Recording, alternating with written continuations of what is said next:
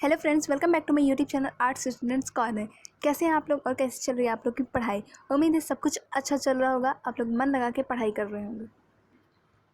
बिना देरी की बता दी थी, इस वीडियो में हम लोग पढ़ने के वाले हैं। इस वीडियो में हम लोग पढ़ने वाले हैं हमारे क्लास 12 हिस्ट्री का जो फर्स्ट बुक है, themes in Indian history part 1, उसका हम लोग थीम 4 यानी कि चैप्टर 4 पढ़ने वाले हैं, थिंकर्स बिलीव्स एंड बिल्डिंग्स। उसका भी ये वीडियो का पार्ट 5 रहने वाला है।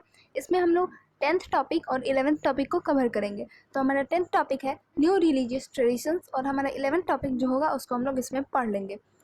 उम्मीद है आप लोग को अच्छा लगेगा, समझ आएगा। और एक रिक्वेस्ट आप लोग से करना चाहूँगी कि अपने साथ बुक्स खोल कर जरूर बैठे ताकि आप अच्छे से समझ सके इस चैप्टर को, इसमें है क्या। और इस वीडियो में आपको लाइन बाय लाइन एक्सप्लेनेशन मिलेगा। अच्छा लगे तो लाइक कर दीजिएगा, अपने फ्रेंड्स के साथ शेयर कर दीजिएगा और चैनल को सब्सक्राइब करना मत भूलिएगा। चलिए बिना देरी के फटाफट शुरू करते हैं। ये है हमारा 10th topic, new religious traditions. इसी को हम इसमें पढ़ेंगे, देखेंगे इसमें दिया क्या हुआ है। न्यू रिलीजियस ट्रेडिशंस यानी कि नई धार्मिक परंपराएं। इसका फर्स्ट सब टॉपिक है the development of Mahayana Buddhism यानी कि महायान बौद्ध मत का विकास। इसको हम लोग पढ़ लेते हैं, देखते हैं इसमें है क्या। By the 1st century CE, there is evidence of changes in Buddhist ideas and practices. ईसा की प्रथम सदी के बाद बौद्ध अवधारणाओं में और व्यवहार में बदलाव नजर आते हैं। Early Buddhist teachings had given great importance to self-effort in achieving Nibbana. प्रारंभिक बौद्ध मत में निब्बान के लिए व्यक्तिगत प्रयास को विशेष महत्व दिया गया था। Besides, the Buddha was regarded as a human being who attained enlightenment and Nibbana through his own efforts.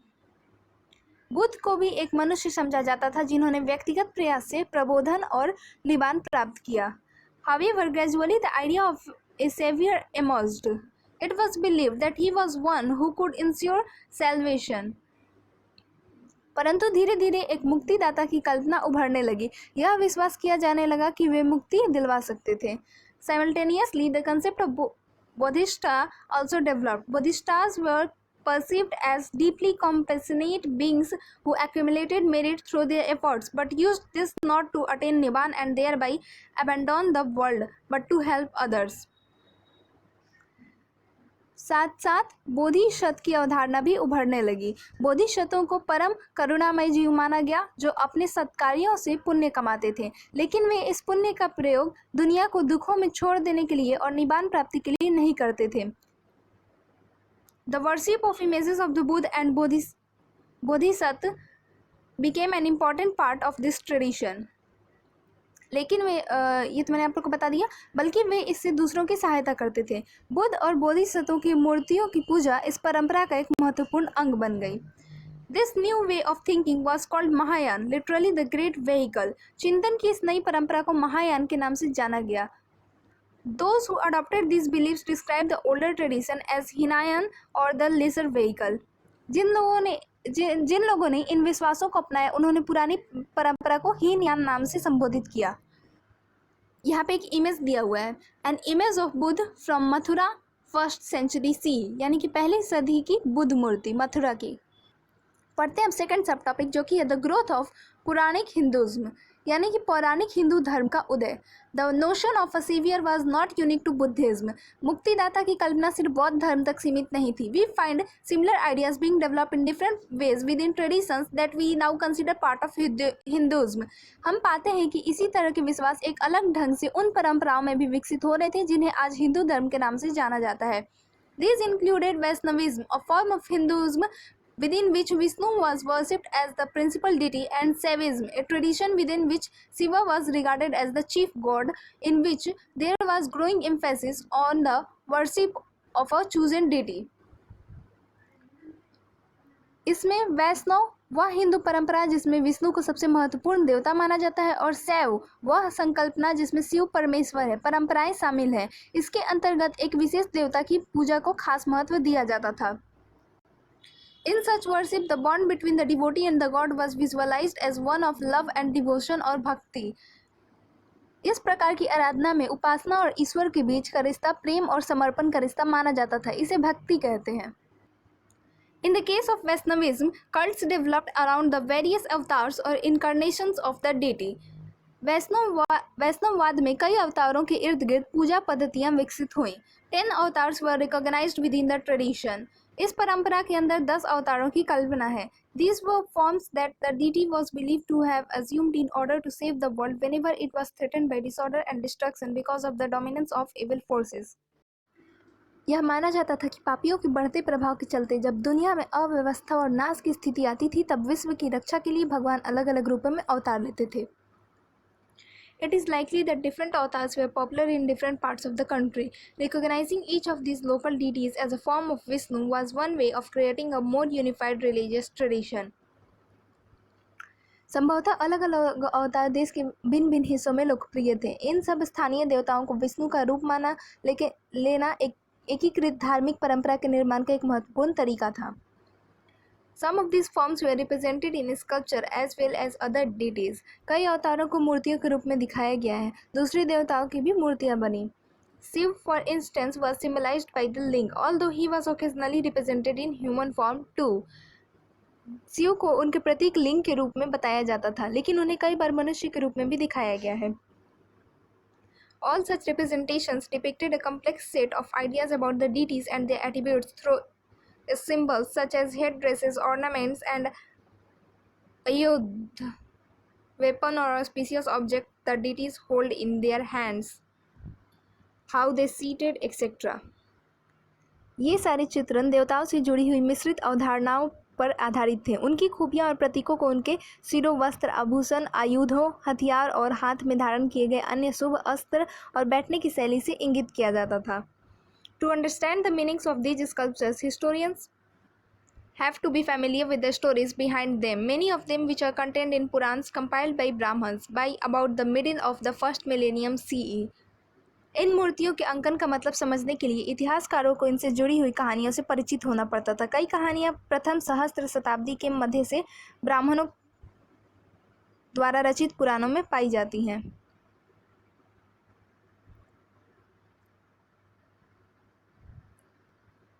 They contained much that had been composed and been in circulation for centuries, including stories about gods and goddesses. इनमें बहुत से किस्से ऐसे हैं जो सैकड़ों वर्ष पहले रचने के बाद सुने सुनाए जाते रहे हैं। इनमें देवी देवताओं की भी कहानियां हैं।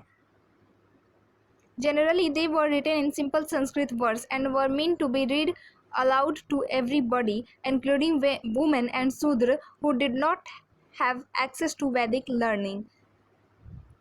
सामान्यतः इन्हें संस्कृत श्लोकों में लिखा गया था। इन्हें ऊंची आवाज़ में पढ़ा जाता था जिसे कोई भी सुन सकता था। महिलाएं और शूद्र जिन्हें वैदिक साहित्य पढ़ने सुनने की अनुमति नहीं थी, पुराणों को सुन सकते थे।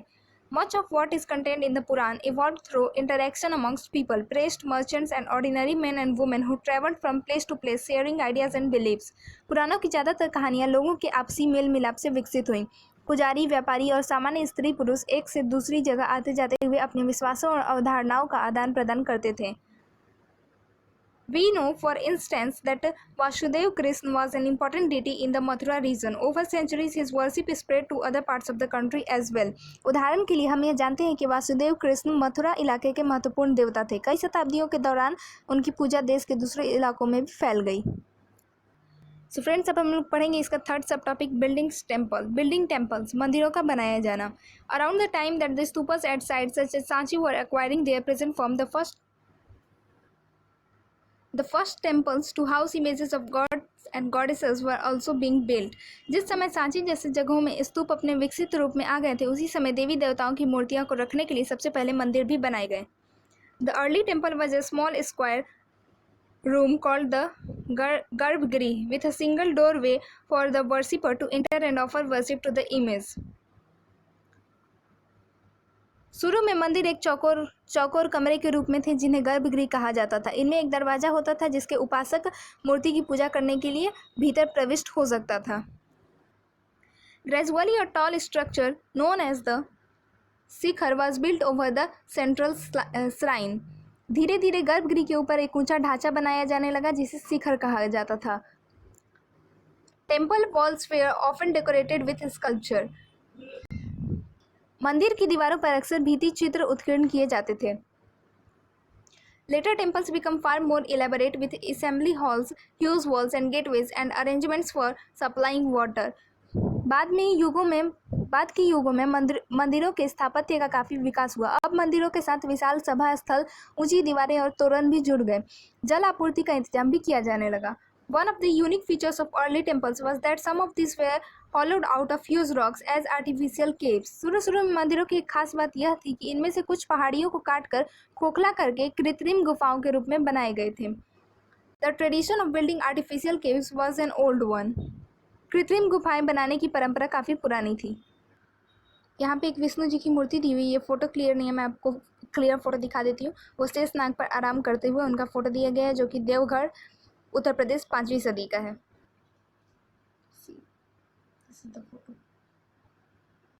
Some of the earliest of these were constructed in the 3rd century BCE on the orders of Asoka for renouncers who belonged to the Ajvika sect. सबसे प्राचीन कृत्रिम गुफाएं ईसा पूर्व 3री सदी में अशोक के आदेश से आजीविक संप्रदाय के संतों के लिए बनाई गई थी। This tradition evolved through various stages and culminated much later in the 8th century in the carving out of an entire temple, that of Kailasnath, a name of Shiv. यह परंपरा अलग अलग चरणों में विकसित होती रही। इसका सबसे विकसित रूप हमें 8वीं सदी के कैलाशनाथ शिव का एक नाम के मंदिर में नजर आता है, जिसमें पूरी पहाड़ी काटकर उसे एक मंदिर का रूप दे दिया गया था। एक copper plate inscription records the amazement of chief sculptor after he completed the temple at Ellora. Oh, how did I make it? एक ताम्रपत्र अभिलेख एल्लोरा के प्रमुख तक्षक द्वारा इसका निर्माण समाप्त करने के बाद उसके आश्चर्य को व्यक्त करता है। हे भगवान, यह मैंने कैसे बनाया। ये रहा कैलाशनाथ टेम्पल, जो कि महाराष्ट्र में है। यह सारा ढांचा एक चट्टान को काटकर तैयार किया गया है। अब हम लोग बढ़ते हैं अपने 11th टॉपिक की ओर। Can we see everything? क्या हम सब कुछ देख समझ सकते हैं? By now you have had a glimpse of rich visual traditions that existed in the past, expressed in brick and stone architecture, sculpture and painting. अब तक आपको हमारे अतीत की समृद्ध दृश्य परंपराओं की एक झलक मिल चुकी है। ये परंपराएं ईंट और पत्थर से निर्मित स्थापत्य कला, मूर्ति कला और चित्रकला के रूप में हमारे सामने आई हैं। We have seen that much has been destroyed and lost over the centuries. हमने पाया कि समय के बहाव में बहुत कुछ नष्ट हो गया है। Nevertheless, what remains and has been preserved conveys a sense of the vision of the artists, sculptors, masons and architects who created these spectacular works. Yet, do we always automatically understand what they wanted to convey? लेकिन जो बचा है और संरक्षित है, वह हमें इन भव्य कलाकृतियों के निर्माताओं, कलाकारों, मूर्तिकारों, राजगीरों, वास्तुकारों की दृष्टि से परिचित कराता है। लेकिन क्या हम उनके संदेश को बिना दुविधा के अपने आप समझ सकते हैं? Can we ever know what these images mean to people who saw them and venerated them about 2000 years ago? क्या हम कभी यह पूरी तरह से समझ पाएंगे कि जो लोग इन प्रकृतियों को देखते और पूजते थे, उनके लिए इनका क्या महत्व था? अब इसका फर्स्ट सब टॉपिक पढ़ेंगे, ग्रैपलिंग विद द अनफैमिलियर, यानी कि अनजाने को समझने की कोशिश। It will be useful to recall that when 19th century European scholars first saw some of the sculptures of gods and goddesses, they could not understand what these were about. यह स्मरणीय है कि यूरोप के विद्वानों ने 19वीं सदी में जब देवी देवताओं की मूर्तियां देखीं तो वे उनकी पृष्ठभूमि और महत्व को नहीं समझ पाए। Sometimes they were horrified by what seemed to them with multiple arms, figures with multiple arms and heads, or with combination of human and animal forms. कई सिरों, हाथों वाली और मनुष्य या जानवर के रूपों को मिलाकर बनाई गई मूर्तियां उन्हें विकृत लगती थी और कई बार वे घृणा से भर जाते थे। These early scholars try to make sense of what appear to be strange images by comparing them with sculpture with which they were familiar, that from ancient Greece. इन शुरू के विद्वानों ने ऐसी अजीबोगरीब मूर्तियों की समझ बनाने के लिए उनकी तुलना एक ऐसी परंपरा से की जिससे वो परिचित थे। यह थी प्राचीन यूनान की कला परंपरा। While they often found early Indian sculpture inferior to the works of Greek artists, they were very excited when they discovered images of Buddha and Bodhisattvas that were evidently based on Greek models. हालांकि वे प्रारंभिक भारतीय मूर्तिकला को यूनान की कला से निम्न स्तर का मानते थे, बुद्ध और बोधिसत्व की मूर्तियों की खोज से वे काफी उत्साहित हुए। These were more often than not found in the northwest, in cities such as Taxila and Peshawar, where Indo-Greek rulers had established kingdoms in the 2nd century BCE. ऐसा इसलिए हुआ क्योंकि ये मूर्तियाँ यूनानी प्रतिमानों से प्रभावित थीं। ये मूर्तियाँ ज़्यादातर तक्षशिला और पेशावर जैसे उत्तर पश्चिम के नगरों से मिली थीं। इन इलाकों में ईसा से 200 साल पहले भारतीय यूनानी शासकों के राज्य बनाए गए थे। As these images were closer to the Greek statues these scholars were familiar with, they were considered to be the best example of early Indian art. In effect, these scholars adopted a strategy we all frequently use, devising yardsticks derived from the familiar to make sense of the unfamiliar. चूंकि ये विद्वान यूनानी परंपरा से परिचित हैं इसलिए उन्होंने भारतीय मूर्ति कला का सर्वश्रेष्ठ नमूना माना। परिमाणतः इन विद्वानों ने इस कला को समझने के लिए एक तरीका अपनाया जो हम सब अक्सर अपनाते हैं, परिचित चीज़ों के आधार पर अपरिचित चीज़ों को समझने का पैमाना तैयार करना। पढ़ते हैं अब इसका second sub topic, if text and image do not match, यदि लिखित और दृश्य का मेल न हो। Consider another problem, we have seen that art historians often draw upon textual traditions to understand the meaning of sculptures. एक और समस्या पर नजर डाली, हमने पाया कि किसी मूर्ति का महत्व और संदर्भ समझने के लिए कला के इतिहासकार अक्सर लिखित ग्रंथों से जानकारी इकट्ठी करते हैं। While this is certainly a far more efficacious strategy than comparing Indian images with Greek statues, it is not always easy to use. भारतीय मूर्तियों की यूनानी मूर्तियों से तुलना कर निष्कर्ष निकालने की अपेक्षा यह निश्चय ही ज़्यादा बेहतर तरीका है। One of the most intriguing examples of this is a famous sculpture along a huge rock surface is Mahabalipuram, Tamil Nadu. लेकिन ये बहुत आसान नहीं। इसका सबसे दिलचस्प उदाहरण है महाबलीपुरम, तमिलनाडु का एक विशाल चट्टान पर उत्कीर्ण मूर्तियाँ।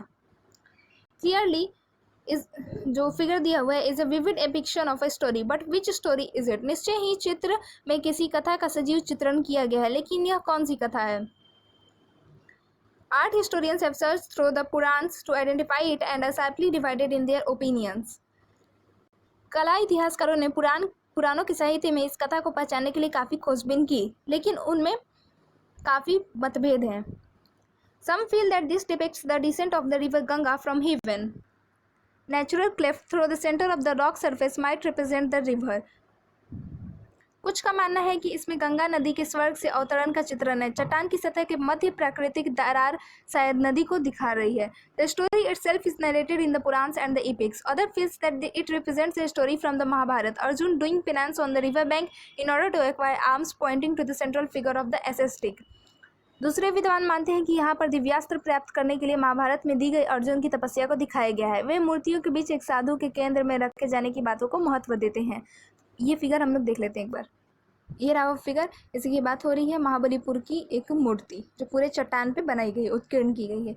सो फ्रेंड्स, यहाँ पे हमारा ये चैप्टर खत्म होता है, पूरा पूरा 11 टॉपिक हमारा खत्म होता है और साथ ही साथ चैप्टर खत्म होता है। जो ब्लू बॉक्सेस में दिए हुए हैं वो सब मैं आप लोग को एक नेक्स्ट वीडियो में बता दूंगी, उसके लिए अलग से वीडियो आप चाहें तो मेरे चैनल पर देख सकते हैं। सो अगर आपको अच्छा लगे तो लाइक कर दीजिएगा, शेयर कर दीजिएगा और चैनल को सब्सक्राइब करना मत भूलिएगा। और कोई डाउट्स हो तो कमेंट सेक्शन में मुझसे पूछ सकते हैं। Thank you for watching the video.